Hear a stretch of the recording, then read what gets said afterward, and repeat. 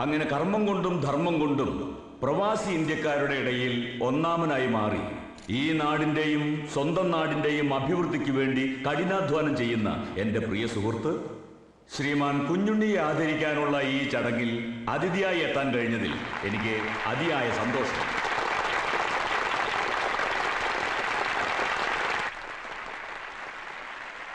കാര്യങ്ങളൊക്കെ അൻവർ പറഞ്ഞു. ഈ ഒളിച്ചോട്ട് എന്തിനായിരുന്നു എന്ന് എനിക്ക് മനസ്സിലാവുന്നില്ല. മുകുന്ദ, ഞങ്ങളൊക്കെ ഇവിടെ ഉണ്ടായിരുന്നില്ലേ? പോട്ടെ, ഇനി അതൊന്നും പറഞ്ഞിട്ട് കാര്യമില്ല. ഹാളിൽ മന്ത്രി കർണന്റെ പ്രസംഗം നടക്കുക. തൊരപ്പം കുഞ്ഞുണ്ണിക്ക് പൊന്നാട. അടുത്തതായി മലയാളികളുടെ അഭിമാനമായ ശ്രീ കുഞ്ഞുണ്ണിക്ക് പ്രവാസി രത്ന പുരസ്കാരം കൊടുക്കുന്ന ചടങ്ങാണ്. അതിനായി ബഹുമാനപ്പെട്ട മന്ത്രി ശ്രീ കരുണനെ വേദിയിലേക്ക് ക്ഷണിച്ചുകൊള്ളുന്നു. പുരസ്കാരം ഏറ്റുവാങ്ങുന്നതിനായി ശ്രീ കുഞ്ഞുണ്ണിയെയും ക്ഷണിക്കുന്നു.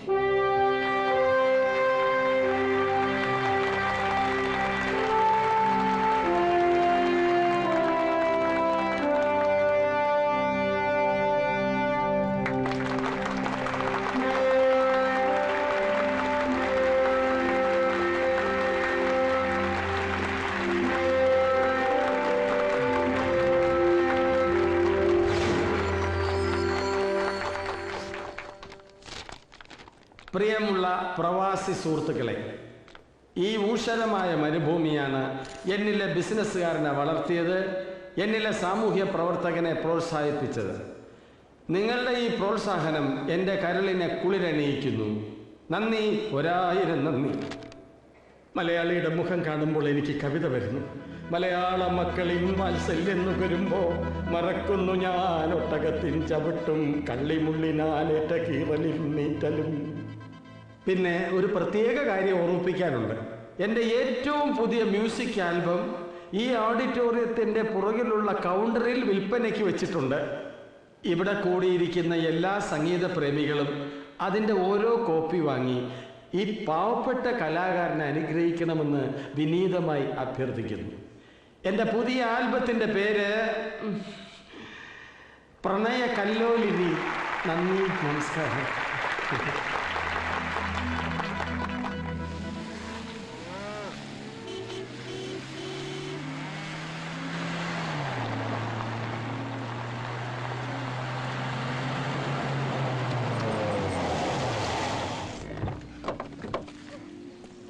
മുകുന്ദേട്ടാ, പ്രവാസി മലയാളികളുടെ പ്രശ്നങ്ങൾ പഠിക്കാൻ വന്ന മന്ത്രിസഖാവ് കരീമിന്റെ ഹോട്ടലുകാരെ നടത്തുന്ന ഡെസേർട്ട് ക്യാമ്പ് ഇന്ന് രാത്രിയിലേക്ക് ബുക്ക് ചെയ്തിരിക്കുക. 500 പേർക്കുള്ള ക്യാമ്പ് കുഞ്ഞുണ്ണി മുതലാലും മന്ത്രി കരുണനും ചേർന്ന് വെറും 25 ഗസ്റ്റുകൾക്കായിട്ടാണ് ബുക്ക് ചെയ്തിരിക്കുന്നത്. എന്ന് വെച്ചാ ബാക്കി 475 രൂപയുടെ കാശ് ചുമ്മാ കൊടുക്കുന്നു നടത്താം. ഏതോ വലിയ ഇരയെ പിടിക്കാനല്ലാതെ ഇങ്ങനെ ചെയ്യില്ലല്ലോ. ഹോട്ടലിൽ ഞങ്ങൾ വാച്ച് ചെയ്തപ്പോ വിദേശികളടക്കമുള്ള വമ്പൻ സ്രാവുകളാണ് സഖാവ് കരുണന്റെ വിസിറ്റേഴ്സ്. നമ്മുടെ പാർട്ടിക്ക് ഗൾഫിൽ നല്ല വളർച്ചയാണ് പോകുന്നേട്ടാ. ഏതായാലും ഞങ്ങൾ ചില ശ്രമങ്ങൾ നടത്തുക. മൂന്നാട്ട് വന്നേ, പറയാം. Good evening.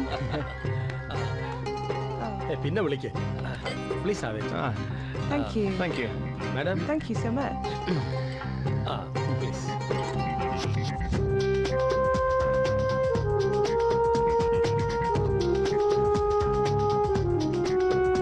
ഒരുപാട് പ്രതിസന്ധികൾ ഫേസ് ചെയ്യേണ്ടതുണ്ട്. പാർട്ടിയെ കൺവിൻസ് ചെയ്യിക്കണം, പ്രതിപക്ഷത്തിന്റെ വായടയ്ക്കണം. പിന്നെ ഇങ്ങനെ ഒരു റയർ മെറ്റീരിയലിന്റെ ഡീലിംഗ് ആവുമ്പോ പൊതുജനങ്ങളെയും പേടിക്കണം. ശരിക്കും പറഞ്ഞാൽ ഞാനൊരു റിസ്ക് ആണ് എടുക്കുന്നത്. പിന്നെ കൈ നനയാതെ മീൻ പിടിക്കാമെന്ന് കരുതിയാണോ ഈ ഡീലിൽ ഇറങ്ങി പുറപ്പെട്ടത്? ഞാൻ പറയുന്നത് വേറൊന്നും കൊണ്ടല്ല. ഇത്രയൊക്കെ കഷ്ടപ്പെട്ട് തുറപ്പിച്ചാൽ തന്നെ ഈ സായിപ്പ് പറഞ്ഞ പോലെ പ്രവർത്തിക്കുന്നുള്ളതിന് എന്തോ ഉറപ്പ്? കാരണം ഞാൻ അതൊക്കെ ഈ സായിപ്പോട്ട് വിശദമായിട്ട് സംസാരിച്ചിട്ടുണ്ട്. അതൊക്കെ എനിക്ക് വിട്ടേക്ക്. നിങ്ങൾ പേടിക്കാതിരി, പ്രതിപക്ഷത്ത് ഞങ്ങളൊക്കെ തന്നെയല്ലേ. തുടക്കത്തിൽ ഞങ്ങൾ കുറെ ഒച്ചമ്പോളൊക്കെ ഉണ്ടാക്കും. അതെ, ആ തീ കിടത്തുന്ന കാര്യം നമ്മളേറ്റു. Be careful. You know where to keep it, right? Okay, Adu. Any problem? Hey, there is no problem. On the whole, he is taking a big risk. So the understanding between us is very important. Everything should be prompt and perfect. We discussed it and decided everything is all right. Yeah. Yes, I know. But this problem... പറഞ്ഞത്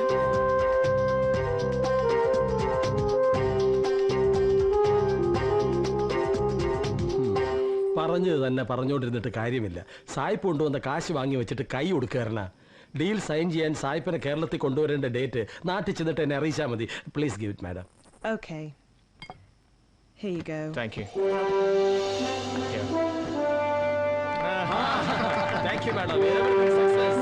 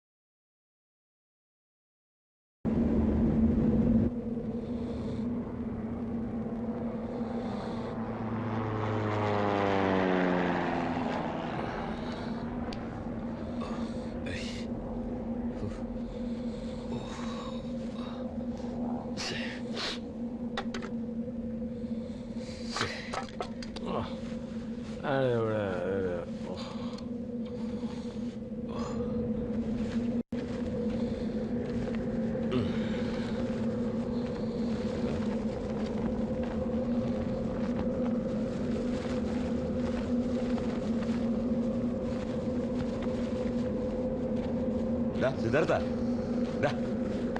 എഴുന്നേൽക്കടാ. ഇവിടെ ചായയും വെള്ളം തരാനൊന്നും ആരുമില്ലേ? ആരെയും കാണുന്നില്ലല്ലോ. കാണുന്നില്ലേ? കരിമുക്ക, ഇയാളിത് എവിടെ പോയി കിടക്കും? കരിമുക്ക, നമ്മൾ വന്ന വണ്ടികൾ കാണുന്നില്ലല്ലോ. എന്താ എന്താ? ജോലിക്കാരെ ആരെയും കാണുന്നില്ല. വന്ന വണ്ടികളും കാണുന്നില്ല. എന്താ കഥ? എന്റെ മൊബൈൽ ഫോണും കാണുന്നില്ല. സിദ്ധാർത്ഥ, ടൂർ ഓപ്പറേറ്ററെ വിളിച്ച് 4 തെറി പറ. മരുഭൂമി കൊണ്ടുവന്നിട്ട് തമാശ കാണിക്ക. അയ്യോ, എന്നെ മൊബൈൽ കാണുന്നില്ല. എന്റെ ഫോണും കാണുന്നില്ല. ആരുടെ ഫോണും കാണാല്ലോ എന്ന് പറഞ്ഞാൽ അതാരും മനഃപൂർവ്വം ചെയ്ത പോലെ ഉണ്ടല്ലോ. നമ്മളിപ്പോ എന്ത് ചെയ്യും? നിങ്ങൾ രണ്ടുപേരും കൂടിയല്ലേ എല്ലാം ഏർപ്പാട് ചെയ്ത്. എന്നിട്ട് എന്നോട് ചോദിക്കുക. കരിമേ, കരിമേ, കരീം,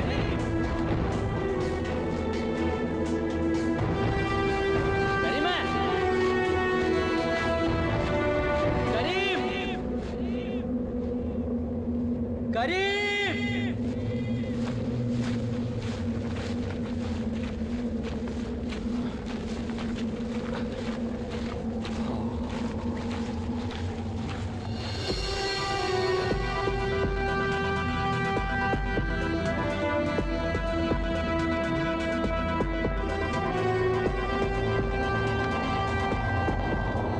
ഒരു വണ്ടി വരുന്നുണ്ടല്ലോ. ഇങ്ങോട്ട് വരട്ടെ. Irresponsible idiots.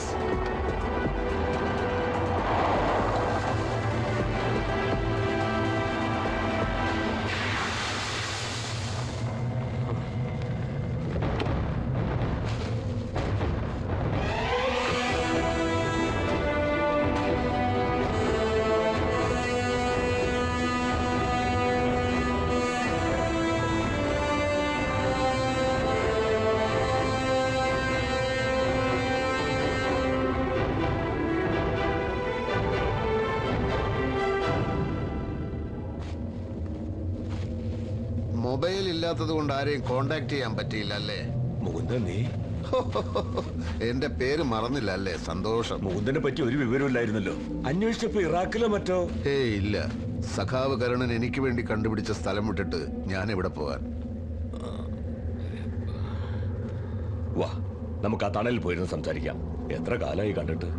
വേണ്ട കരുണ, ഈ വെയിലും ഈ മണലും എനിക്ക് വളരെ പരിചയമായി കഴിഞ്ഞു. പാവപ്പെട്ട പ്രവർത്തകർ അടികൊണ്ട് ചോരതൊപ്പി ഉണ്ടാക്കി തന്ന പാർട്ടിയുടെ തണലിൽ സുഖിച്ച് ജീവിച്ച് ശീലിച്ച കരുണന് ഈ വെയിൽ താങ്ങാൻ ഇത്തിരി പ്രയാസമായിരിക്കുമെന്നറിയാം. മുകുന്ദൻ എന്താ ഇങ്ങനെയൊക്കെ സംസാരിക്കുന്നത്?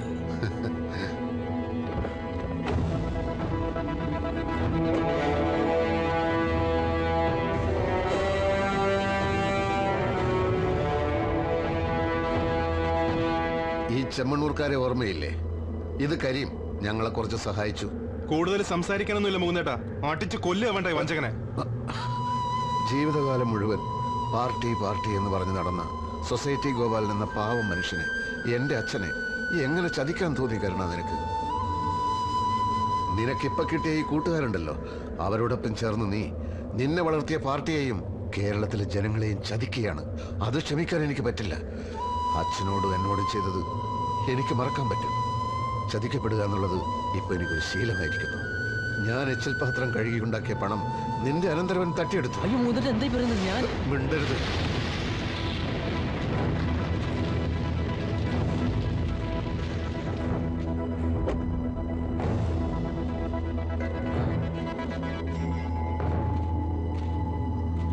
ഞാൻ അതും ക്ഷമിക്കുമായിരുന്നു. പക്ഷേ നിരപരാധിയായ ഒരു പെൺകുട്ടിയെ കുറ്റവാളിയാക്കിയതിന് ഈ നാട്ടിലുള്ള ശിക്ഷ നീ അനുഭവിക്കണം. പുറത്ത് പോലീസ് നിന്നെ കാത്തു നിൽക്കുന്നുണ്ട്. എന്താണോ തന്റെ ഉദ്ദേശം? ഞങ്ങളെ വിരട്ടാൻ മാത്രം താൻ വളർന്നെന്നാണോ വിചാരം? കേരളത്തിലെ ഏറ്റവും പവർഫുൾ ആയിട്ടുള്ള മിനിസ്റ്ററാണെന്ന് കരുണൻ. ഞങ്ങളും അത്ര മോശക്കാരൊന്നുമല്ല, മനസ്സിലായിക്കോ? അറിയാം കുഞ്ഞുണ്ണി മുതലാളി, നിങ്ങളൊക്കെ വലിയ ആളുകളാണ്, മിടുക്കന്മാരുമാണ്. ഭൂർശ്വാസികളായ ചൂഷകർക്കെതിരെ പോരാടാൻ വേണ്ടി ഉണ്ടാക്കിയ പാർട്ടിയെ കുറച്ചൊക്കെ വരുതിയിലാക്കാൻ നിങ്ങൾക്കിപ്പോ സാധിക്കുന്നുണ്ട്. പണ്ട് അനുഭവിച്ച യാതനകൾക്കും പീഡനങ്ങൾക്കും പകരമായി തങ്ങൾക്കിനി കുറച്ചു കാലം സുഖിച്ചു ജീവിച്ചാൽ എന്താ എന്ന് ചിന്തിക്കുന്ന കരുണനെ പോലുള്ളവരെ വ്യാമോഹിപ്പിക്കാൻ നിങ്ങൾക്ക് കഴിയുന്നുണ്ട്. പക്ഷേ ചതിച്ചും വഞ്ചിച്ചും കൂട്ടിക്കൊടുത്തുള്ള ഈ ജീവിതം ഒരു ജീവിതമാണോടോ? മിണ്ടരുതെന്നറിയും, മിണ്ടിയതിന്റെ നാവ് ഞാൻ അറിയും. കരുണ, സമരസഖാക്കളുടെ വിയർപ്പിന്റെയും കണ്ണീരിന്റെയും ഉപ്പാണ് നമ്മുടെ പാർട്ടി. ആ പാർട്ടിയുടെ നെഞ്ചത്ത് കസേരയിട്ടിരുന്നാണ് നീ ഇന്നലെ സായിപ്പിനോട് വിലപേശി കച്ചവടം ഉറപ്പിച്ചത്. ഇന്ന് ഉച്ച മുതൽ കേരളത്തിലെ TV ചാനലുകൾക്ക് ഉത്സവമായിരിക്കും. സായിപ്പിന്റെ മുഖവും ഡോറടക്കി വെച്ച പെട്ടിയും ക്യാമറയിൽ ശരിക്കും പതിഞ്ഞിട്ടുണ്ട്. ഉച്ചയാവുമ്പോ ഇവിടെ താമസിക്കുന്ന ഹോട്ടലിൽ എത്താൻ പറ്റിയ എല്ലാം TV-യിൽ നേരിട്ട് കണ്ട് ആസ്വദിക്കുകയാവാം. കരുണ, തിരിച്ചു ചെല്ലുമ്പോൾ നിന്നെ സ്വീകരിക്കാൻ മുദ്രാവാക്യങ്ങളും ചെങ്കൊടികളും ഉണ്ടാവില്ല. നാട്ടുകാർ ചെരുപ്പ് മാലയിട്ട് ചീഞ്ഞ മുട്ടയെറിഞ്ഞ് നിന്നെ വരവേൽക്കും. നിന്റെ സ്വാധീനമെന്ന് പറയുന്നത് പാർട്ടിയുടെ സംഘബലമാണ്. അതില്ലാതായാൽ നീ വെറും തോട്ടത്തിൽ പറമ്പിൽ കരുണൻ മാത്രം. അപ്പൊ തൽക്കാലം ഞങ്ങൾ പോവുക. ഈ മരുഭൂമിക്ക് ഒരു 10-50 കിലോമീറ്റർ നടന്നാ നിങ്ങൾ മെയിൻ റോഡിൽ എത്താതിരിക്കില്ല. സിദ്ധാർത്ഥനെ ഞങ്ങൾ കൊണ്ടുപോവാ. പോലീസിന് കൊടുക്കാൻ.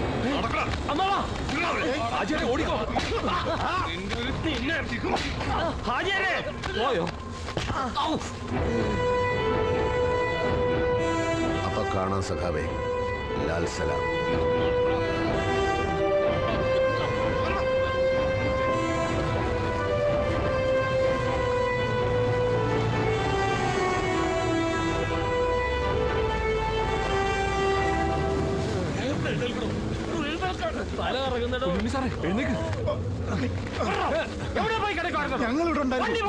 ഇനി നടന്നു പോണം. ആ മൂന്തൻ ചച്ച